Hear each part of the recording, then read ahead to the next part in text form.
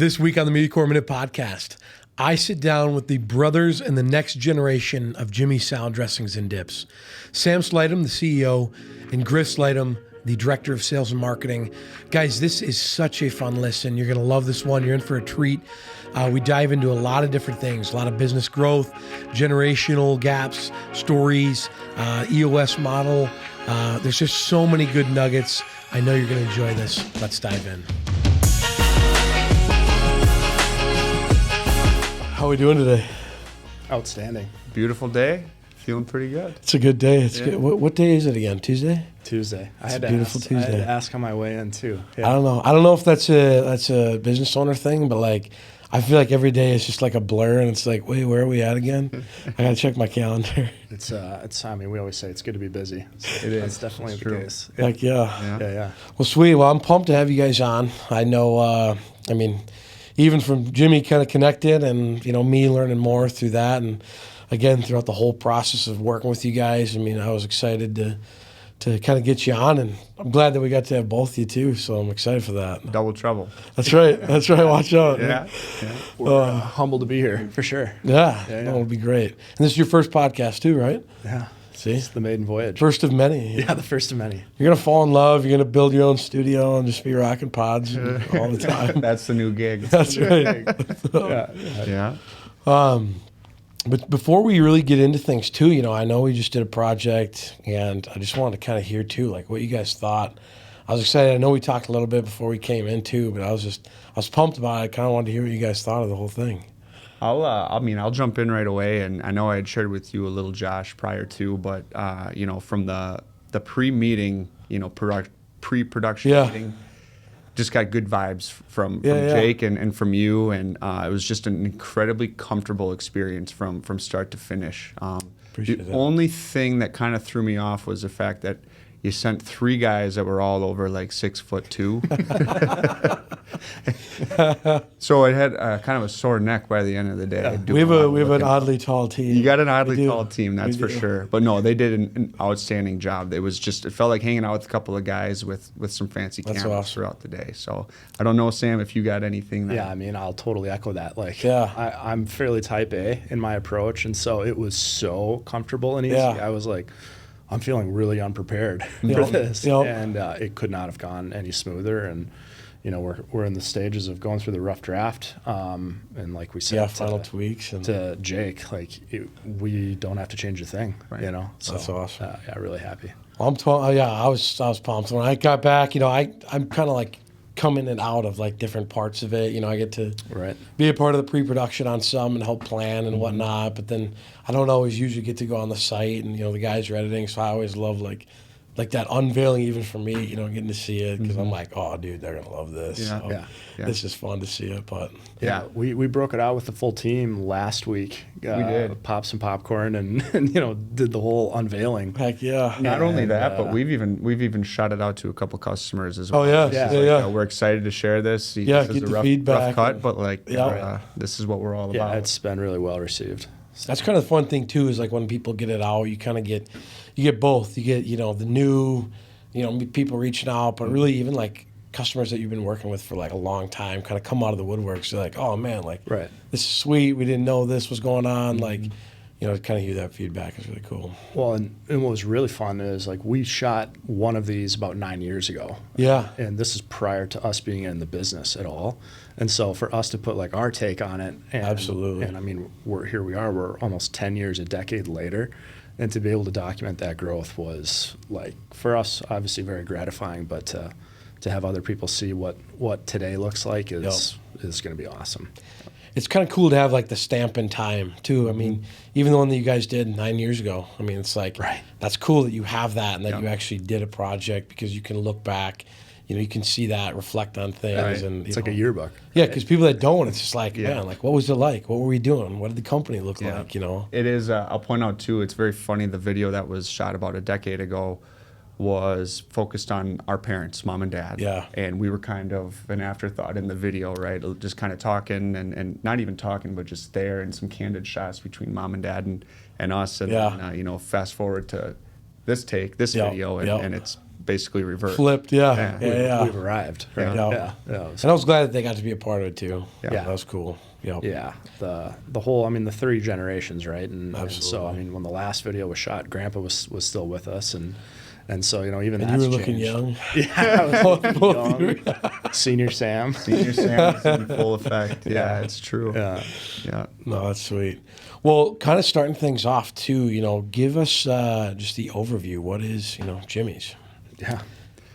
Jimmy's, Josh, is a 3rd-generation family-owned, authentic, homemade salad dressing and dip manufacturer. Yeah. We take a ton of pride in what we do. We've been in the same town since 1958. Our grandpa is Jimmy. Yeah. Was tinkering around in the back of his restaurant, which was named the Fish House, and just started tinkering around with dressings and started coming up with some of his own and started to gain traction. So fast That's forward wild. 60 years, and we're still using the same recipes. We got some slightly different packaging. We've made a couple of jumps as far as the buildings that we're in, but it's we're authentic, and it's authentic recipes, authentic products, and we're made by authentic people. Well, it's cool that you've had kind of the small town roots, but have been able to grow so much even in that area. It's like, that's sweet. And that you're not leaving that, per se. It's like, hey, the things that we were built on are the things that we continue to do today. Definitely. I know it's so fun for us to talk with our dad, right? Because he saw it from the very beginning, right? Like the inception. So, he remembers when it was in the back of the restaurant, like literally just a kitchen. And then it graduated, to a 1,000 square foot room. And, in the grand scheme, we're in a 40,000 square foot facility today, which is peanuts compared to a lot of major, manufacturers, right? But for us, it's total pinch me. Every day we get to show up for work, and I know our dad walks through and it's like, it's pretty fun, and it's definitely gratifying to, keep it busy enough to, we're operating, right? Yeah, we're making it work. Yeah. So, when did your dad kind of take it over from Grandpa? What was it kind of looking like at that point? Yeah, so it's really cool. Like both, obviously, Grandpa and Dad, like probably definition of entrepreneurs, right? Yeah. Like I think Grandpa was a butcher for a while. Yep. But then he went right into the food industry and had a couple. He had a drive-in, then a restaurant. Our dad actually opened a bar when he was like 18. Oh, dang, that's great. Yeah, he was pretty young. Very young. Underneath the restaurant, so it was the Fish House restaurant. Down under bar. Oh yeah, underneath, which is still with us. Okay, yeah, absolutely. You and Stewartville now run by the Steer know brothers. that. Shout out to the Steer brothers. Yeah. But That's great. Casper. to get back to your question, so he kind of saw the dressing thing, from like where it started, and then he started picking up. And he goes, guys, I want to propose, called a family meeting, and he goes, I want to propose this salad dressing thing. And they're like, you're nuts, you're crazy. This is just a little side gig that we do. And that's because people were just liking it so much. Yeah. And then he's like, just business opportunity kind of came to mind. Exactly. So it was, long story short, about the early 90s, or almost the year 1990, where he bought a little 2,000 square foot building out in the industrial park in Stewartville at the time. It's like one of the only buildings out there, and now it's developed. But that was sort of the first step in the leap of faith, was early 90s. Yeah. Wow. Yeah. And they really just kind of hit the streets then, and just, some of the old photos and stuff like that at the trade shows and that random thing, like that's super cool. It was the definition of hustling. Yeah. I mean, it was, our dad will tell, he's got no shortage of war stories, right? But there's one in particular where he's talking about going up into the cities. He's driving the truck and he's making a delivery, and he gets out and he changes, he puts on his suit and his tie, and then he goes back into the same building but walks up the stairs and goes to meet with the executives to start pitching them new products. And to a certain extent, I think we've felt that as well. For sure. We're still a small business and we all wear multiple caps, but we've been fortunate enough to add some pretty key players to our team who take just as much pride as we do and what we do. Definitely. Yeah. And I'm excited to dive into kind of the development and how things have grown. Mm-hmm. For you guys, what was it like for you two growing up kind of in the family business, young, early stages? What was that like? It was awesome. I mean, from my perspective, because, we even saw the growth. Yeah. And, like, our parents were so excited because the wins were so big back then. Mm-hmm. It was like we got into, Dad would come home like, man, we just got into a new store. Yeah. And, like, we would all be psyched.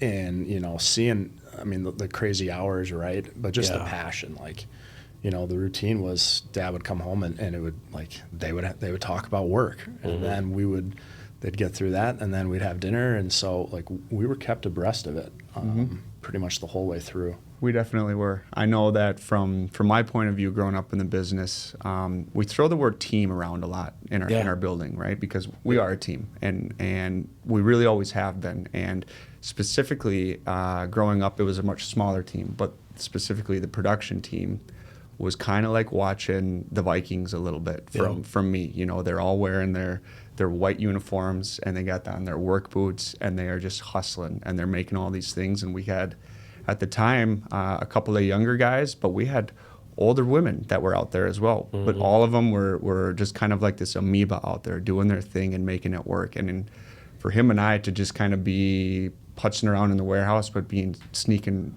looks in and checking it out. I mean, it was awesome. That's where the magic was happening, and it's where it still happens. Yep.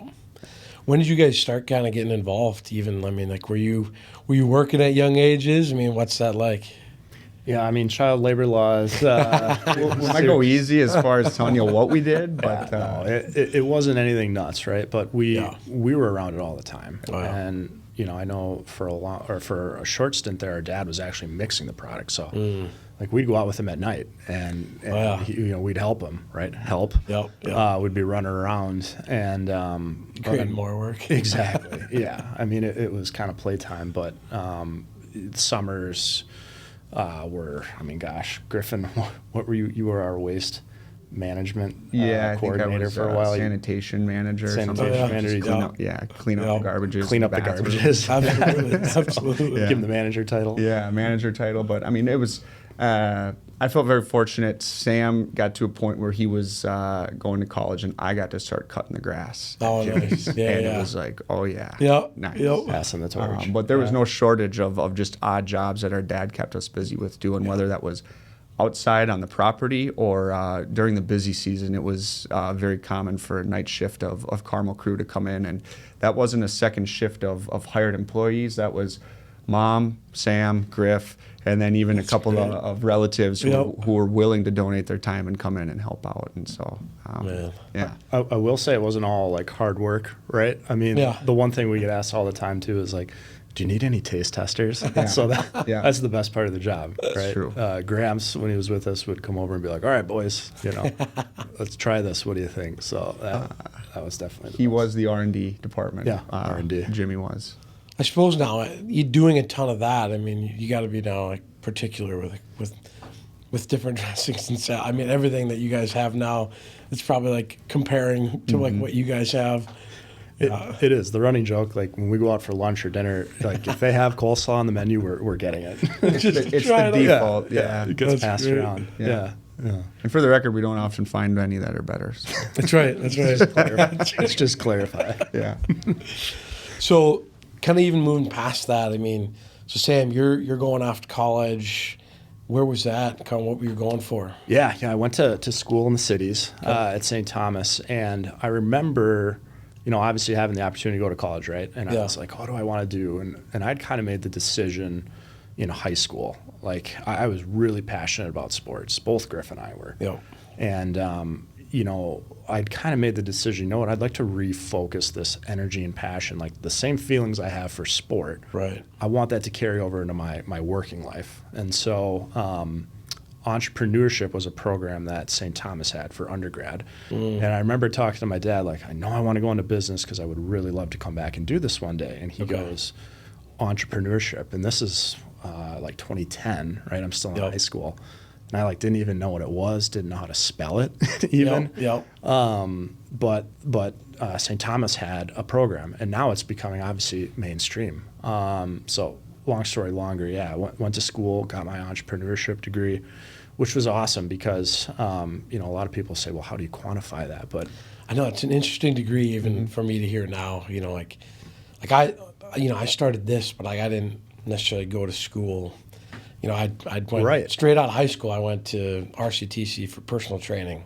Yeah. 6 months in, I'm like, I'm not going to be a personal trainer. So I just stopped because I'm like, I'm not going to keep wasting my time. And, but I saw entrepreneur degrees. I'm like, what are they teaching those? It's like, For sure. What is that? I think the coolest lesson was literally one day, and the teacher just went around the room, and he's like, everybody, choose a business that you could start today. Yeah. And there's a bunch of dreamers in the room, and so the one guy's like, I wanna have a bar and grill. And so he goes, great example. And we got into how many beers a day do you need to sell in order to be profitable? And literally it was the first time that had clicked in my mind, and I'm like, holy cow, that is what entrepreneurship is, right? It's not just the dream. You also have to be able to make it a reality or sustain it. So I loved that about my school experience. Yeah. But you knew in high school that you wanted to come back and be a part of Jimmy's. That was a goal for me. I loved hockey, and I thought, other than going to the NHL, I think this was kind of my fallback option. Yeah. But no, I saw, our dad, our mom, and the lifestyle that they have, and I was like, I'm all in. I want that for myself. So, yeah. Griff, what about you? I mean, when did you kind of know, or what did that look like for you? Like, man, do I want to be a part of this? Because we've had a ton of, multi-generational business owners on this podcast. I mean, tons of them. And it's like, you get about half and half. And it's like, I had nothing to do with it. Like, I was going to go pave my own way, do my own thing. And then you got the other half were like, yep, I want to be a part of this. Yeah. I think, to be fully transparent, I mean, there was a bit of a roller coaster that I rode between I want all in on this or I want completely out on it, right? Yeah. And that maybe has something to do with puberty at the time too, and being like that. The feelings of wanting to be all in far outweighed the feelings that I ever had of being I want nothing to do with this. Yeah. And it was ultimately just this tremendous amount of pride that I felt. Being able to be a part of this company and to be able to work with my brother, with my dad, with my mom, and with the team that's there. I mean, it was ultimately a no-brainer, but there's a part of probably everybody that's a young man that's kind of got that rebellious side to them where they're like, screw this, I'm going to go do my own thing. And I did to a certain extent, but the entire time knew that it would be home for me. It's almost like I got branded when I was born and didn't really have a choice to maybe get out of it. Yellowstone. Where's the brand? Yeah, where's the brand, but proud to wear the brand and loved wearing the brand and am excited to get up every day and keep moving this ball forward.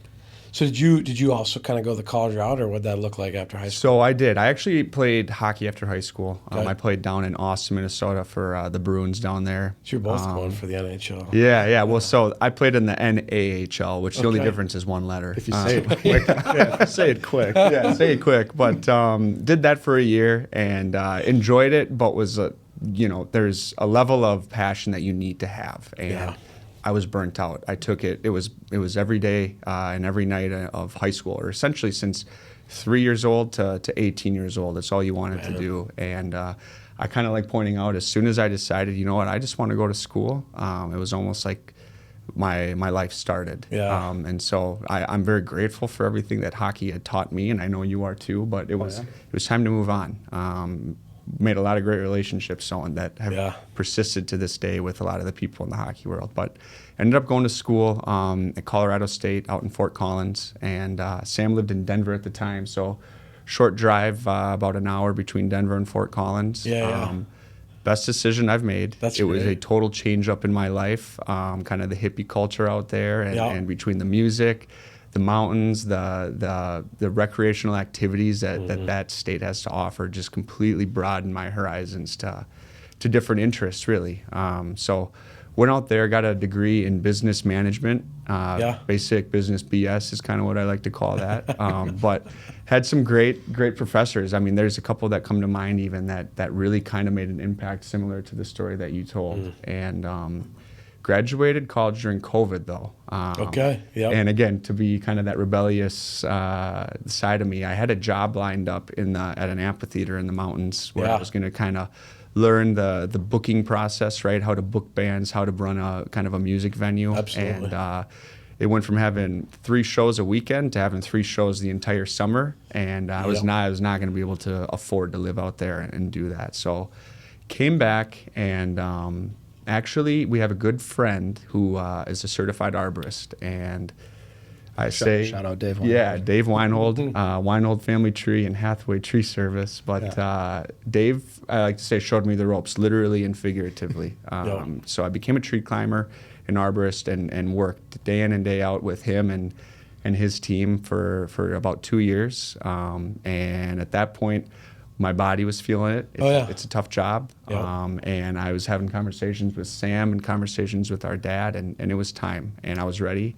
And so that is about 2 or 3 years ago now that we made that the full-time transition to Jimmy's, and it's been the fastest 2 to 3 years of my life. Yeah.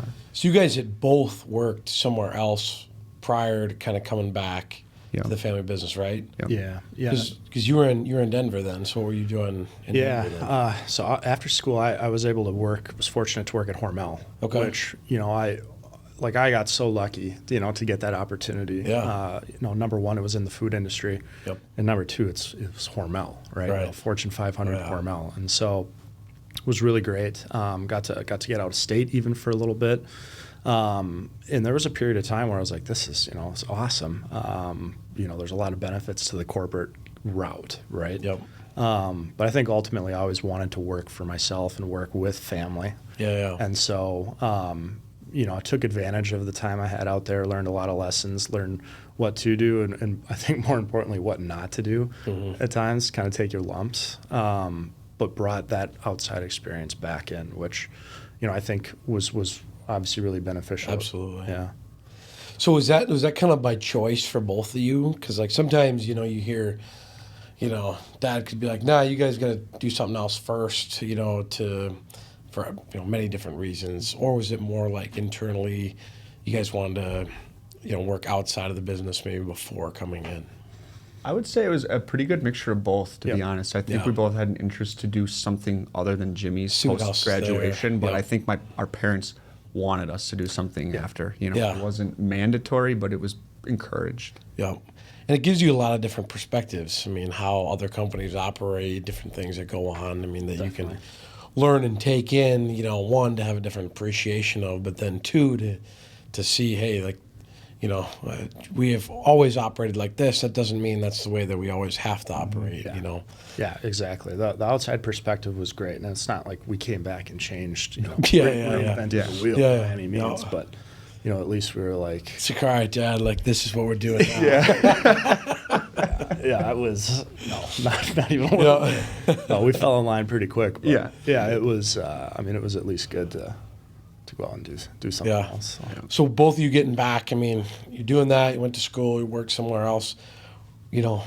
Back into Jimmy's, into the swing of things. What's kind of roles look like? Where's the company at that point? Yeah, well, I got back first, so I'm 4 years older than Griff, and then he did the year after high school for hockey, so really 5 years from like a schooling standpoint, if that makes sense, was our gap. So when I got back, I was in sales after college in food sales, and then an operations role opened up at the family business, and so I was like, whatever, I'm in. Right, so I jumped in head first and just got my butt kicked, just so humbling. And, this little business, that I thought was so easy or whatever, from the outside was, I got a pretty good taste of reality. So just committed as much as I could to learning the ins and outs of it for about the next 5 years, and finally got to a place where felt like I could at least get my arms, halfway decent around it. And, thankfully Griff came back. And, for a while there, I wasn't sure if he would or was not going to come back. And so I was kind of mentally preparing, both. I might be in this the long haul on my own.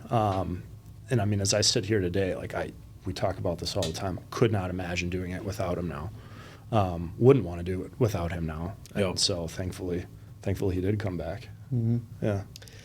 I almost had that same, I started this Media Corps 6 years ago. Jake came on like 8 months after me, after graduating from Northwestern with an accounting degree. He was tried out an internship. He's like, man, I could go back and get an accounting job anywhere at any time. Like, but you're doing this. It looks cool. I'm going to try this out with you. And again, like we're starting from ground zero. But even through the years, like I wasn't sure if he was going to stick around or not.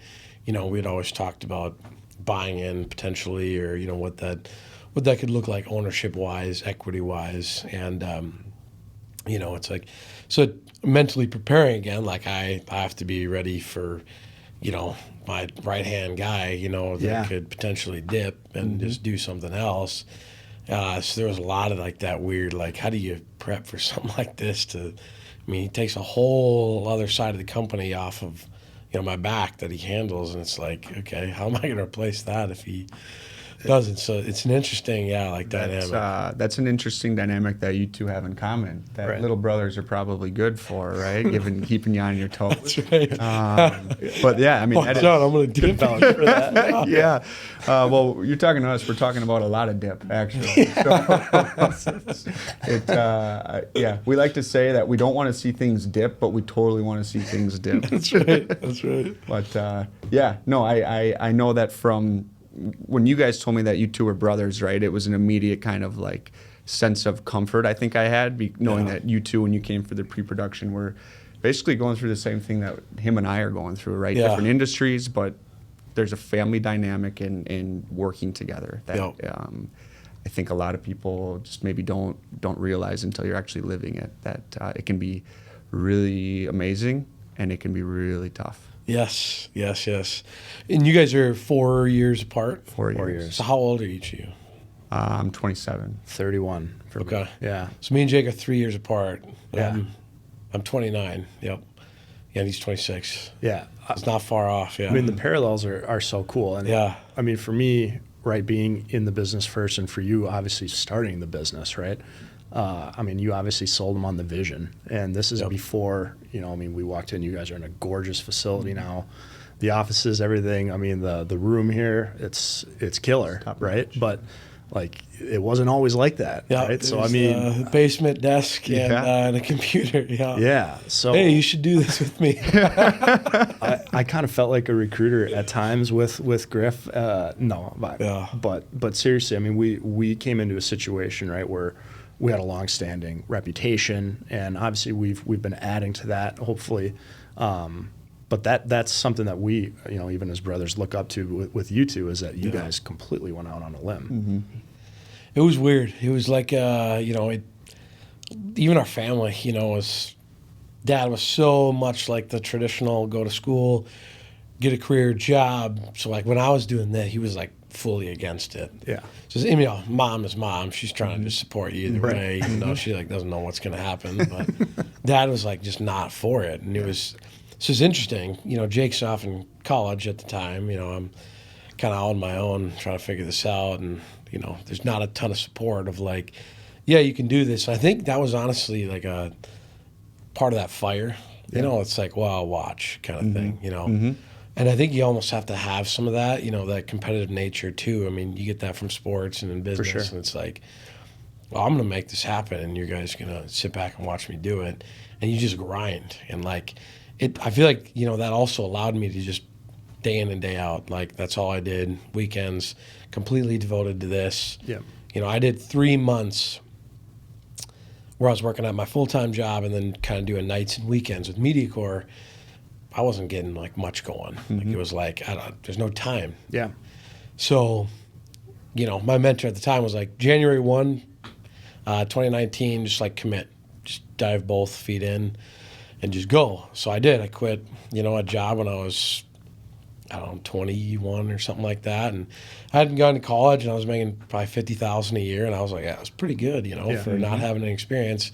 I worked my way up there, but that was all gone. And I had nothing, no contracts, no anything.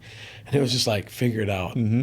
And I think that almost put me in a spot where it's like, you have to go forward. Sink or swim. Yeah. For sure. Yep. That's just, what a motivator. Like our dad talks about, things were swirling, like the water was swirling around the drain is the quote that he uses. And he's like, it's amazing what that'll do for, when like you can't accept no. And so that's, I mean, we're at that point now. I mean, everybody that's in business is at that, right? Well, each level, I feel like it like restarts, like you get to a certain point and the problems are just bigger and everything's elevated now, and you get, so it's not, you're not dealing with the same maybe challenges that Dad faced in the beginning, but you're also now dealing with still, big things that could make or break, a company. And it's like, how do you navigate this at each different stage? And it's interesting too, because like different problems every stage, different amount of employees, different amount of revenue. It's like, each stage is like, man, like what the heck are we gonna face now? Right when you feel like you're in like the swing of things, like, dude, things are good. It's like, well, broke through another level and way bigger problem now than we ever had foreseen. 100%. That's kind of interesting too. Yeah.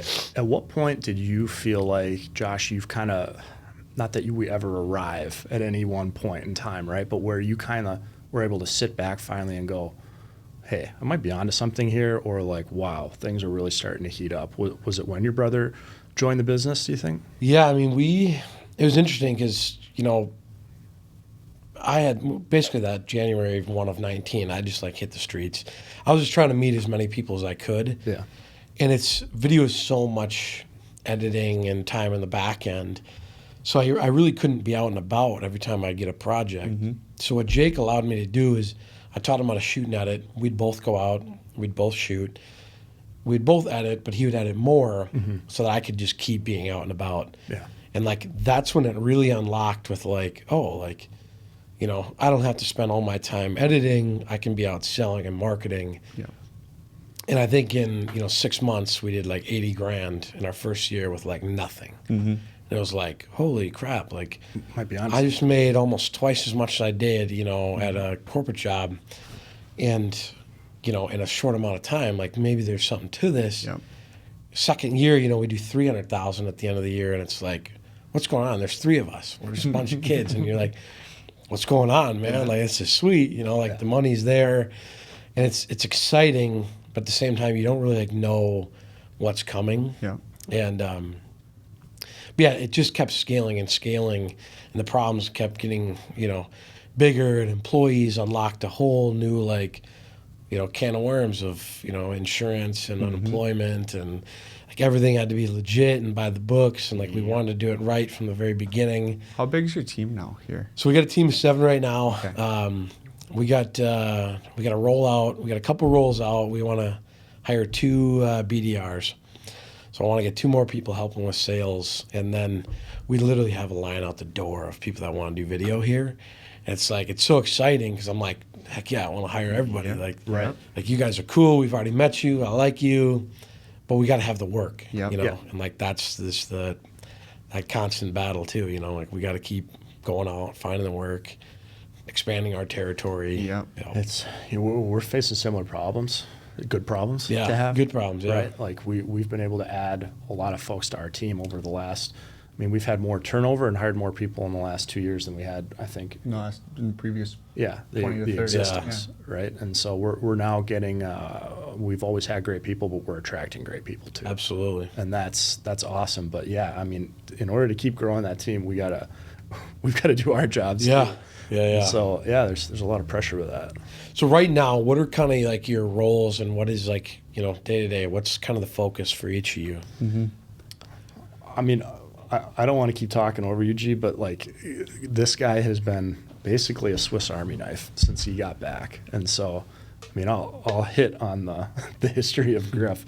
He came on in sales, then got asked to go into production, had no production experience, became the production manager, got that team like where it needed to be, then jumped into warehouse. Like he's been anywhere he needs to. He's good at filling holes, but most recently I'll let you kind of take Most recently it's been the sales and marketing cap. Again, no experience, but a willingness to tackle it. Absolutely. And kind of just sift through, 20 to 30 years worth of like, this is what we've done, but no real structure, and try to provide a structure. We've got a team of 2 reps and then 1 marketing manager, Yep. and we've got a great team.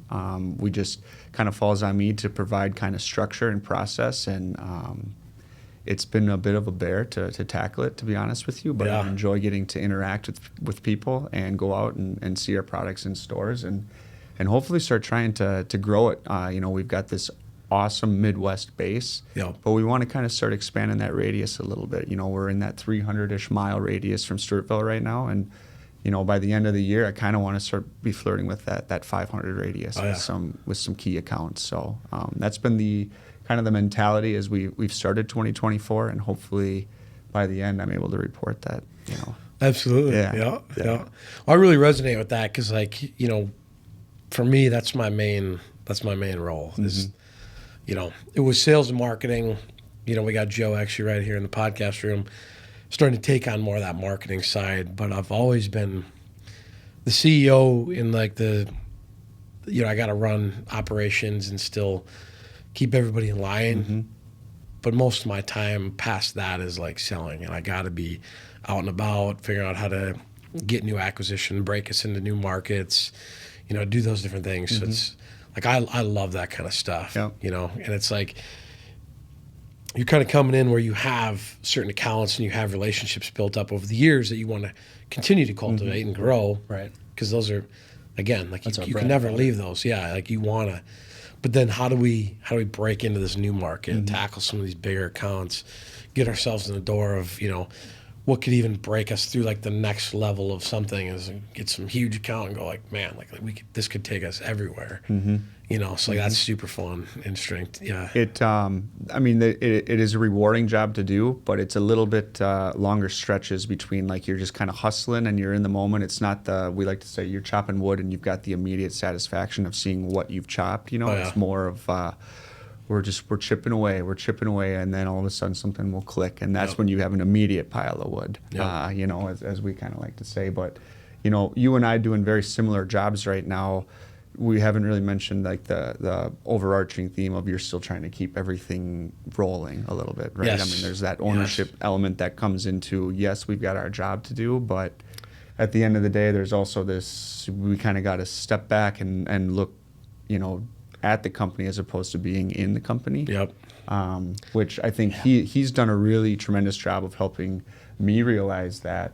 And also, kind of facilitating that and doing that. And I know that you've got to go through the same thing. Yeah, that's the other half of the time is, how do I continue to be an owner, be a CEO? I always think it's funny when, somebody starts a company and it's a one-man army and you just slap CEO up there and it's CEO of what? Yeah. What are you talking about? No, but I did it too. It's it was, but you don't realize what that actually is until you're growing and building a team. We have a small team, but it's still, through learning and seeing so many companies, that's part of the thing that I love about this industry is we get the peek in of so many businesses at the highest level and how they operate. And it's it's super cool, that perspective. But CEO to me again now, and I talked about it on our last podcast too, is just it's a responsibility. And I need to go learn how to be one because me knowing how to shoot and edit, market, and be personable can only get us so far. Right? I have to learn how to actually operate a company and grow it. I'm not equipped for that. So that's what they're two very different things, right? Yeah. 100%. And we say it every day. We're all, the three of us in this room, the four of us in this room, right? We're fairly young in our career, right? And there's a lot of blind spots. Yep. And so it's tough you don't know what you don't know. And so I think seeking that outside perspective is something that's, we're doing more and more of, as I think even as we gain confidence, right? Because, there's a certain point where you're so young and you're so inexperienced that you don't want to even admit that you don't know what you're doing. But I think we're at a point now where we're hey, we know that we've got some room to grow. Yes. Help us. If you can show us how to use these tools, we want to go out there and execute them. So, yeah. There's just that unknown, ignorant element when you're young and you're just getting started into it. It's just I look back at these videos of me talking to on camera, just telling people how to do things. It's what are you talking about, dude? Shut up. It's you don't know anything. But it's fun to to have that progression and come to those realizations and still go, hey, we do know certain things, but this is our lane, you know, that we're really equipped for. How do we keep building those building blocks? I think one of the things I wanted to kind of dive into was you guys mentioned EOS, which sparked interest because, again, I know a little bit about that. We've done a small amount of self-implementation, but I want to hear kind of what that journey was like with you guys because a lot of people run that, and, you know, it's built a ton of companies. I want you to take the lead on this one. You know, EOS has been, and everybody that goes through it, I think, says this word for it. It's been a game changer. Yeah. It's been a long journey for us. Like we're fairly conservative dudes, and so, I mean, when I first heard about it, I think it took me. I read the book, and then it took me a full year to like really process it before I was ready to make a commitment. But you know, for those people on the podcast that don't know what it is, it's an entrepreneurial operating system is what EOS stands for. And there's a book out there called Traction, and the guy behind the whole thing is named Gino Wickman. Yep. And so it's essentially just an organizational tool, regardless of what industry you're in for small to medium-sized businesses. And for us, it was all about getting the right people in the right seats. And we were a small business, and so there were so many people wearing so many different hats at the time that we began Traction and EOS. We had to do a total reboot, and you know, we've got some studs on our team that were like literally had a hand in every piece of the business. Yeah. And we had to go back to the drawing table and be like, okay, you're only going to do this now. And it's like that immediate like straight up refusal. But you know, if I had to summarize it, I think it's allowed us to really be intentional about our business, and we've been able to spread out responsibility. And like Griff said, we've got people on our team that are just as passionate about our business as we are about the business. And so the trust is there, right? The communication is there, and it's allowed us to really be able to delegate and elevate, I think, in our day-to-day, which has been it's been awesome. I could not have said that any better, but I think the biggest piece of this EOS thing that I think it helps facilitate getting right people in the right seats. But fortunately for us, I mean, we have got an outstanding team, and there was very little shifting of this person or this person. Like we had people who bought into it immediately and have continued to, and have made rolling something like this out an extremely painless and easy thing to do. They wrapped their arms around it just as fast as we did, and have fully embraced the structure that EOS provides. No, when was this kind of implemented? Yeah, it would have been last spring. So like, we just did our first, full turn around the earth with it. But and was it self-implemented, or did you kind of have somebody that you brought in to kind of help with it? We went out, we reached out and got an implementer. Yep. And so it was a big investment, especially for a small business. But I think we've been able to. I think the organization that has resulted from it has more than paid for itself. Feel very confident about that. And really, it was for somebody to guide you through that. It's so helpful. They've got that third party, arbitrary view, right? Where I think we're so close to it that sometimes you kind of get lost in what the objective is. And so, for somebody to be able to take a step back and say, hey guys, I think we're missing the mark. Right. It's just helped us, I think, get to where we want to be a lot faster. And they're really acting as the guide. It's just like exactly. You have the information, but how can we pull it out? How can we recognize it? How can we now use this to do X, Y, and Z so that this is running better? And I think it's interesting too because as you guys have kind of taken over as that next generation, a lot of just again books and reading and learning. There's always kind of that switch. There's the changing of the guard per se. But it doesn't just usually happen around leadership or like ownership. It's like you got to get kind of your own leadership team built and structure built around how you guys are now operating. So it's not like this, hey, there's new maybe ownership wise, but it's all the same guys that have done it the same, with with your dad or something like that. Right. It's like, well, maybe it's some of the same people, but it's interesting kind of hearing like, when that changes and you kind of bring your own team in and build that team, that's when you can kind of really scale together, Yeah, the big thing, and again, being intentional and clarifying an organization, it's forced us to, a big piece of my job and Griff's job is to share what the vision is. And like Coach PJ Fleck, the Gophers, Griff likes to give me a hard time about There's a hole in the boat. There's a hole in the boat. But like seriously, getting everybody rowing in the same direction is so important. And so, we're now sharing our vision, with the entire company. And it's amazing. And the goal is to, if you were to ask anybody in the company, like what's the 10-year goal, what's the 3-year goal, like they know it. And we're very transparent with that. Identifying and clarifying our values. Absolutely. That was fun for us. Those values have been instilled in us and they've been in the business forever, but like identifying them and talking about them now is really. Did you change any of the values or maybe even like just tweak some like the definitions of what they mean to you?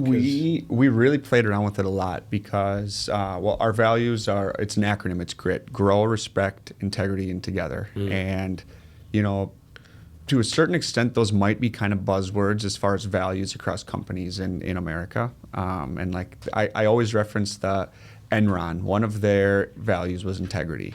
Well, we know what happened with Enron, right? And it was the opposite of integrity. Yeah, right. When push came to shove, it fell through. through. But we really did a lot of exercises with this implementer and through EOS to try to come up. I mean, me specifically, I wanted different words. But they kept coming back to the same 4 words. And it just so happened that they made an acronym. So that worked out for us. It's a cool acronym too. Yeah. I like that. Yeah. Before we actually finalized the 4, I rushed out and made T-shirts. So I was so happy that we actually, once we got the full leadership team, like we landed on GRIT, and I was like, oh, thank God. I saw the beads of sweat dripping down his forehead, and then really got put to the test, but we passed it. That's great. But no, it's been an amazing process, and I mean we're just in our infancy of it still. But it's allowed us, I think, to have a lot of confidence, and I mean we're still working.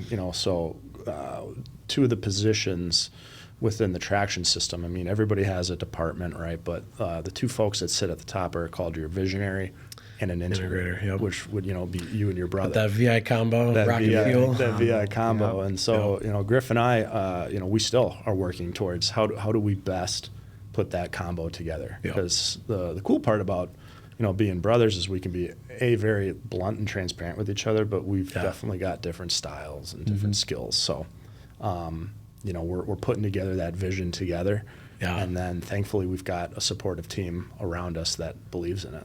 So, how do you 2 kind of navigate the brother side of just disagreements and things like that? That again, being brothers and being can be more blunt. There's certain things that a team member would never say to you that a brother, feels comfortable saying to you. And how do you navigate some of that? Go ahead. I'll jump in right away. And that was a pretty steep, I'll call it a learning curve when I came back in where I didn't even realize, right, that we're having this conversation in front of other people. Right? There's other employees in the company. And I would say something that nobody in a million years would say to a CEO, but I'm just talking to my older brother.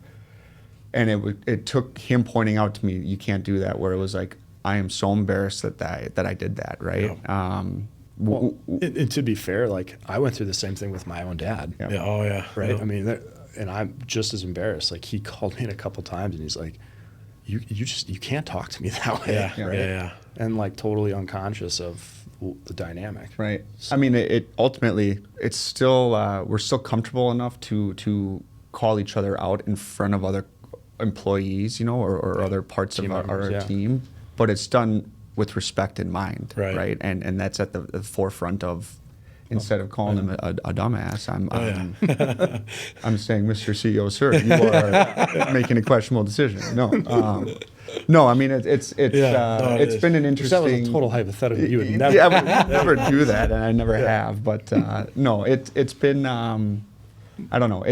I mean, can you, what do you have to say about it, Sam? Because I know. Yeah.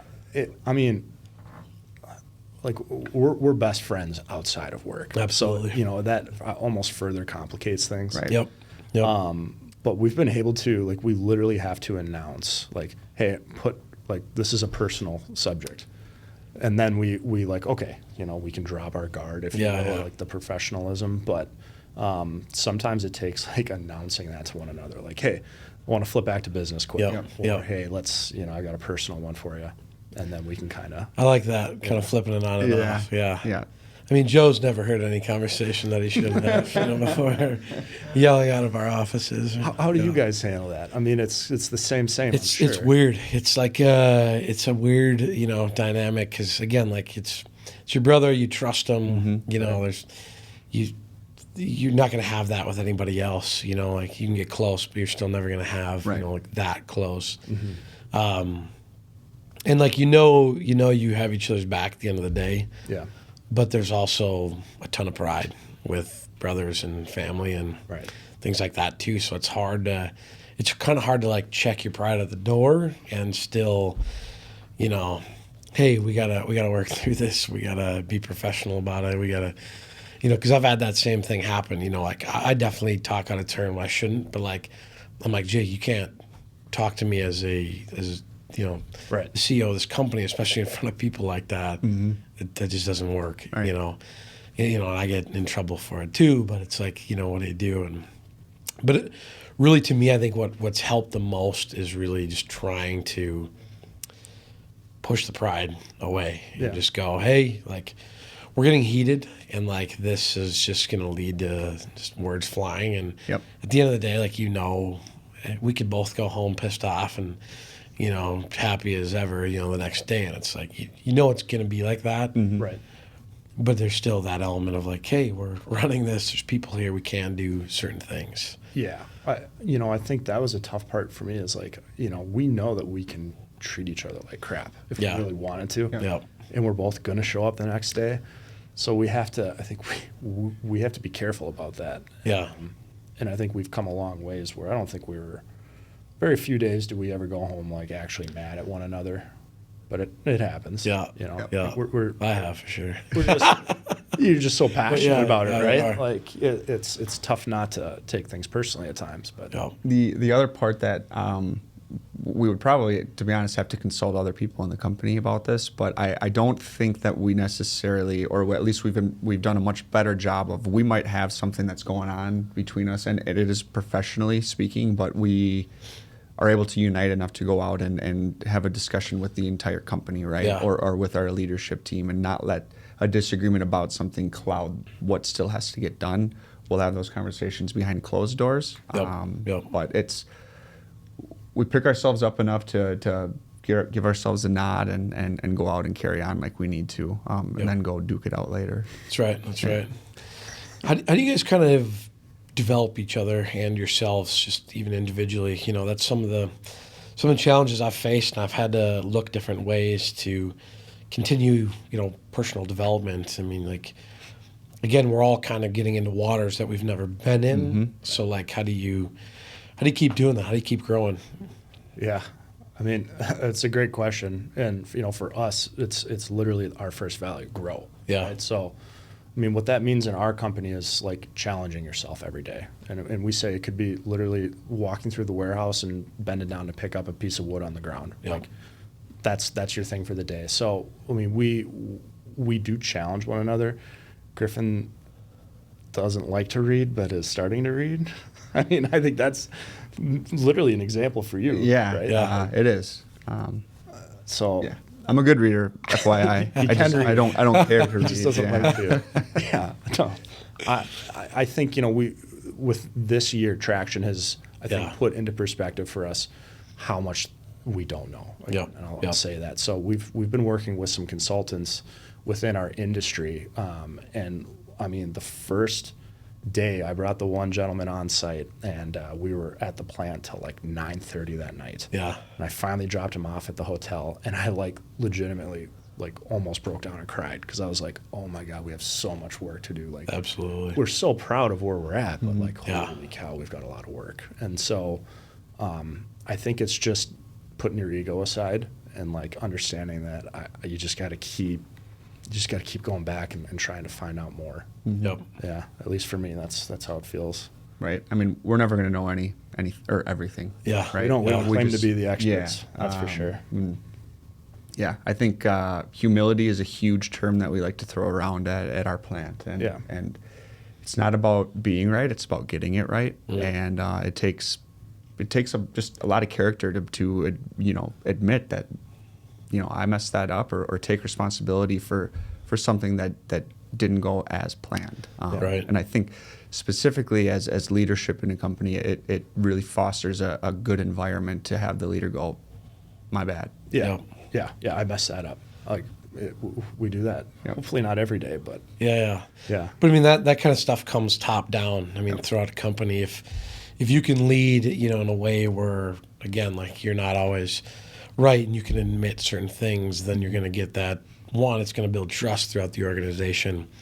But two, other people will feel like they don't always have to have this right. I can't ever mess up. It's like, let's cultivate a area where we can learn and grow and get better. And yes, we're going to fail at times, but we're going to change, so that doesn't keep happening. For sure. I mean, we're both extremely privileged to come into a family business, right? To have the opportunity to be a third generation, but it didn't come with a handbook or a playbook. Oh yeah. Right. And so the biggest thing that we were given was, I think, the values that our parents instilled in us. Yep. Right. And Yep. so those things will lead you to, I think, success, right? It points you in the right direction. So there's not a how-to book, but Right. I think you use the lessons that they taught you in life, and that's, I think, what we're running to, not perfection, but we're trying our best right now. So, Yeah. yeah. And those are things that are too. That's like hard to get everybody. I feel like even like Jake and I, like we're different people. Like we have a lot of things that are different, but we have a lot of those same values. So it's cool because like, we can play off each other, but we kind of have that same end goal. And we have the same like motivation and tenacity about going, and trying to get it. But it's just like the certain values are just like being a good person. Yeah. Like that's hard to just like, how do I, when we're working with you guys on something, how do I just like tell you like, it's going to be okay. We're going to take care of you. Like we're good people. We're not here to screw you or do something like that. It's like, that's hard to just tell the world like, yeah, trust me. Like I'm a good person. Yeah. I mean, I can speak firsthand, right? Going through the experience with you guys, like it was, I think we came into it, there was another opportunity to pair with another company. Yeah. And so, I mean, you guys stepped up to the plate. It was like, hey, XYZ, chose not to go in this direction. Yep. We're still going to honor everything that we talked about. And Yep. I mean, for us, that's like, it's awesome. Yeah. It's awesome to work with people like that. Yep. And I'm excited to see their video because I'm going to tell them we could have done better. We'll make sure we'll slip it in there next time we meet with them. Yeah. Absolutely will. Well, kind of a couple things just wrapping up too. Like one, just right now, what motivates you guys? What is that fire in your bellies that keeps you pushing? Yeah. It's a great question. I mean, we are literally quantifying that, or at least trying to, with this traction process. And we call it our purpose, cause, passion. And Griff's been... It's kind of been something that I've been working on, and it's not a final version. Yeah. But, the working title right now of our what's getting us up in the morning, and it's to share a taste of our small town legacy. Mm-hmm. And again, we started in a 1958 separate club, right? And here we are. It's 2024. We've got the same recipes, but we're a completely different team, and we feel very confident that we're poised to continue to share what our grandfather started, and we want to. And I know for me, that is what gets me up in the morning. I'm excited to get to share this with people and get to do it the right way. I'm not trying to screw anybody over, right? We're genuine people, and we're excited. We're passionate. Yeah, it's our family name on the shirt, on the building. You've got the same thing. Yep. It's literally your own brainchild. So, I mean, when you're working for yourself like that, it's I don't know how you could not want to get up and get after it. Yeah. So what's the future, I guess, immediate future look like for Jimmy's? What's in the works? Where do you guys want to go? Where do you see it? Well, I'll jump in and say, you know, kind of one big thing that we're looking for is additional office space. Yeah. I know you came down and visited us, and we were in that back corner of the back warehouse. We do have an admin area. It's just full. Yeah. And so our sales and marketing team is in the back corner of an extra warehouse. And as fun as it is to be able to shoot pucks and throw the football around, it's not there's no windows, right? Yeah. I mean, I had to take vitamin D pills this winter. So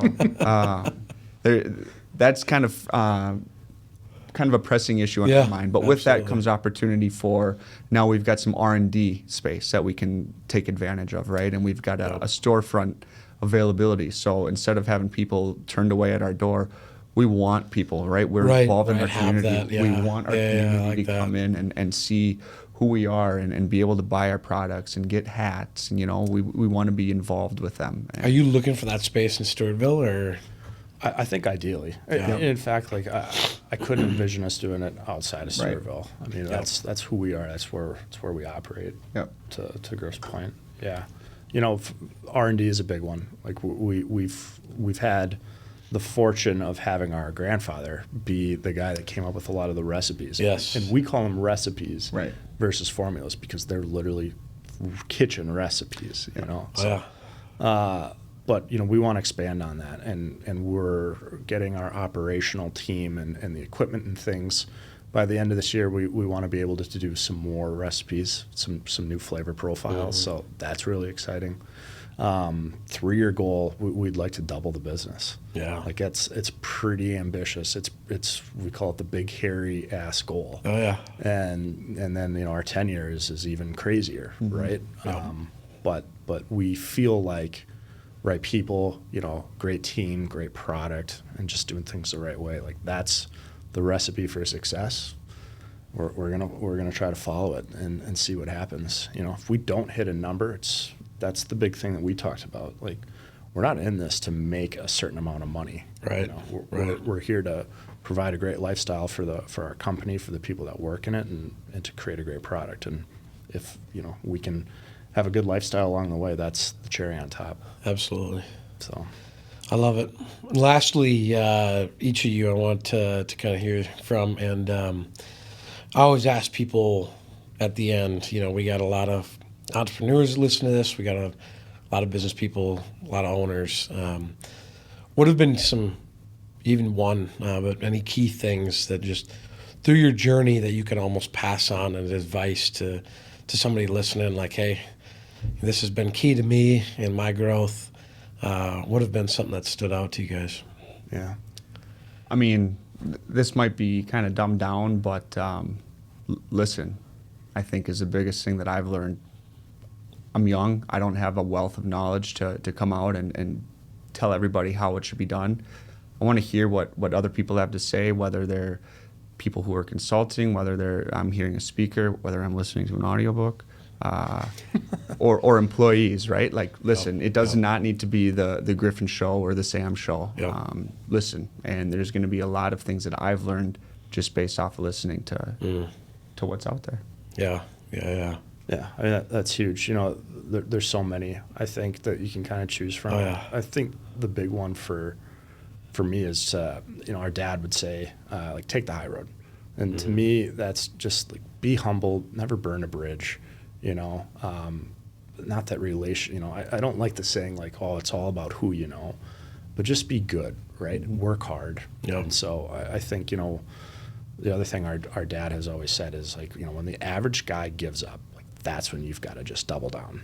And so we try to bring that to the workspace too, or at least most days, I feel like. And so, you know, if you take the high road and just, when the average guy is ready to give up, you double down. I think that's what we like to bring. You know, there's no secret formula. It's just stick-to-itiveness, I guess. Yeah. Yeah. I like it. Well, hey, you know, I appreciate both you coming on today. It's been a lot of fun, and I honestly could have gone for another hour. Yeah. And I don't think I probably hit half of my questions, but no, it's been a blast. I really appreciate you guys coming on today. appreciate the time. Humbled to be here. It's awesome. Yeah. Looking forward to continuing to work together. Absolutely. Yeah. Absolutely. Appreciate it, Josh. And as always, guys, if you enjoyed this podcast, remember to continue sharing it out. We're trying to build this community.